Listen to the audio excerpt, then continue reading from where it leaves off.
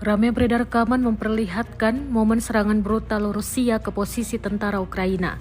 Kali ini militer Rusia menggunakan granat aktif menyerang benteng tentara Ukraina. Rekamannya beredar di Telegram pada Minggu 11 Agustus 2024.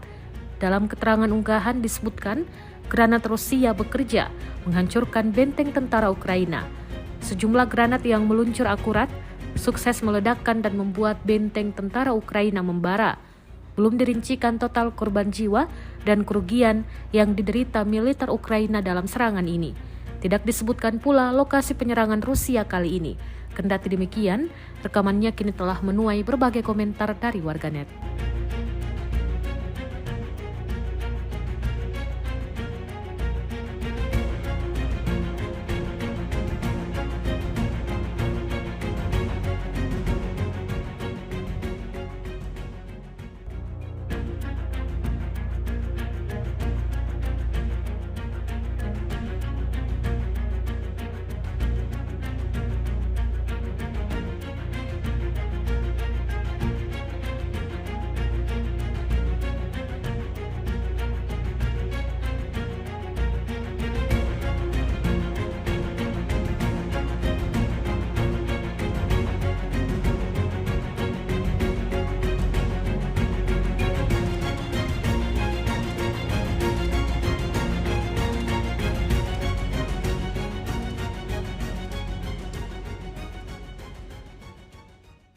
Download Tribun X sekarang, menghadirkan lokal menjadi Indonesia.